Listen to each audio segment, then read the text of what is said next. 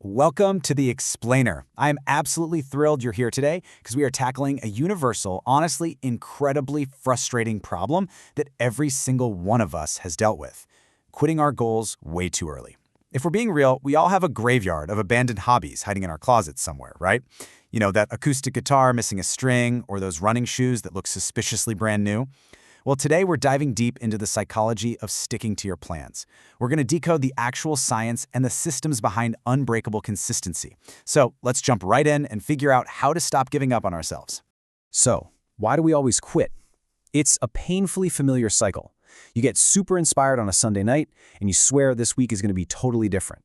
You buy all the expensive little containers and meal prep for exactly 3 days before, oops, you're right back at the drive-thru. Or maybe you buy that beautiful, shiny new guitar. You practice a few chords until your fingers hurt, and then it just sits there gathering dust in the corner of your bedroom. You start a new project, put in a massive burst of effort, and then, poof, you vanish. What is actually happening in our brains when this happens? Well, this exact moment where we usually fall off track, that's known as the invisible progress stage. And here's the tough truth about it. Your brain is not naturally designed to care about your long-term, 5-year goals. It is biologically wired for immediate comfort, immediate safety, and immediate rewards. It craves instant dopamine. But consistency only gives delayed rewards. And because of this harsh delay, your brain literally interprets the lack of immediate, visible results as pointless, wasted effort. You don't quit because you can't do the task. You quit because you can't see the progress happening underneath the surface, so your brain just hits the emergency stop button to save energy. To help us rewire this behavior, we're going to break this explainer down into 6 clear steps: the consistency trap, the motivation myth, systems over willpower, the dopamine problem, the identity shift, and trusting slow progress. All right, starting with step 1, the consistency trap. I really want you to let this sink in. Most people don't fail because they're untalented. They fail because they stop too soon. The real difference between average results and successful results is rarely raw talent or some kind of genius. It's simply persistence during those incredibly difficult, unglamorous early stages. Think about writing the first terrible draft of an essay, or going out to run a single mile and feeling completely out of breath. It feels awful, but pushing through that invisible progress stage is everything. Just because you can't see the finish line doesn't mean you aren't moving toward it. Which brings us to part 2, the motivation myth. We almost always rely on motivation as our main fuel source. But the thing is, motivation is wildly unreliable. It changes daily based on your sleep quality, your stress at work, your mood, even your hormones.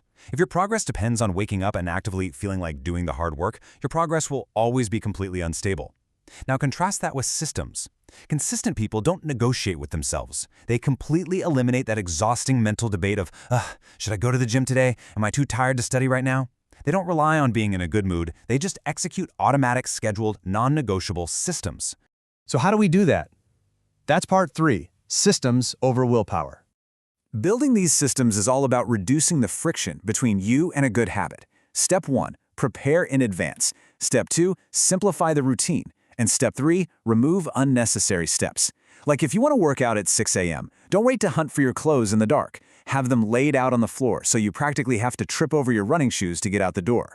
If you want to read more, keep the book visually present right on your pillow so you physically have to touch it before going to sleep.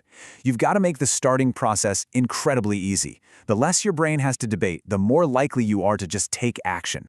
But we also have to look at the flip side of this. You must increase friction for bad habits. Human beings are fundamentally lazy creatures by nature. We love the path of least resistance.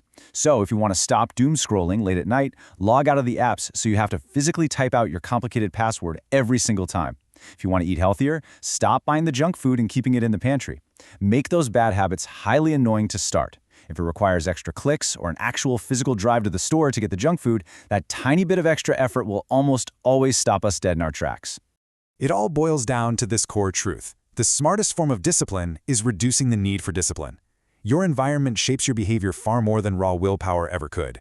We've got to stop searching for magical productivity hacks or beating ourselves up for having weak willpower and start fixing our obvious environmental problems. Engineer a space where doing the right thing is simply the easiest option. Moving right along to section 4, the dopamine problem. Just think about your daily environment right now for a second. Endless scrolling, constant group chat notifications, a TV playing background noise, short-form entertainment looping on and on. Your attention is under constant attack from the very moment you wake up. These things are actively training your brain to expect massive, instant rewards every single second. And because your dopamine system quickly adapts to this intense overstimulation, ordinary, productive tasks begin to feel unnaturally painful and boring. A dense textbook or a blank Word document simply cannot compete with a perfectly engineered algorithm designed by thousands of brilliant engineers to hijack your attention. So don't beat yourself up. It's not entirely your fault. Your brain is just chronically overstimulated. Which leads to a fascinating, kind of counterintuitive truth. Boredom actually resets attention. Most of us are terrified of being bored, right? We reach for our phones the literal second we have to wait in line for coffee.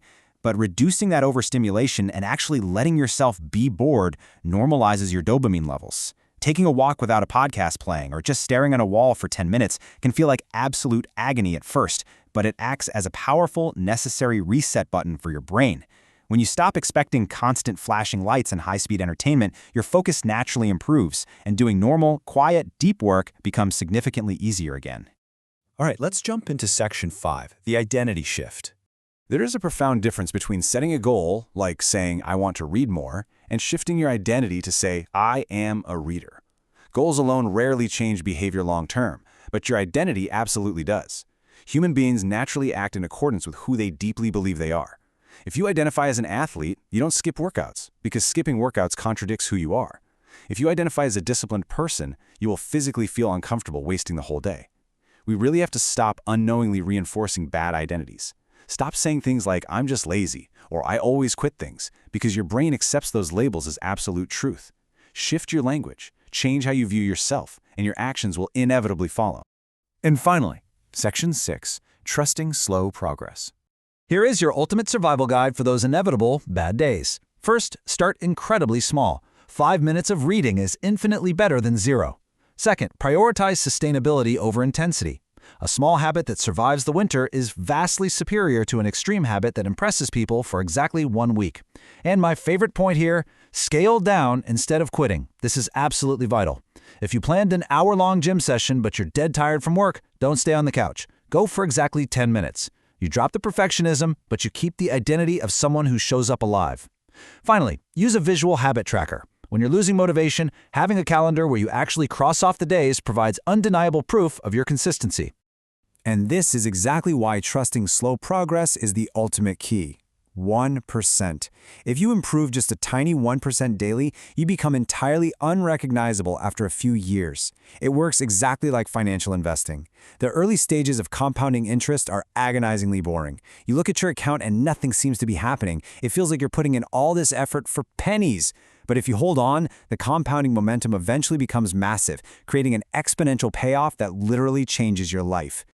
Always remember this. Consistency is not perfection, it's repetition.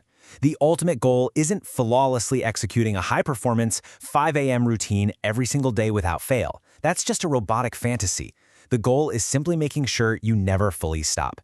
The people who genuinely transform their lives are just the ones who keep showing up longer than everyone else. They show up imperfectly, they show up tired, and they show up on the bad days. As we wrap up this explainer, I really want you to answer this question honestly for yourself. What would your life look like 1 year from now if you finally became consistent? Think about the compounding effect of that 1%. Think about that identity shift. Start building those friction-free systems, embrace the incredibly unglamorous slow progress, and start showing up for that future version of yourself today. Thank you so much for joining me on The Explainer, and I'll see you next time.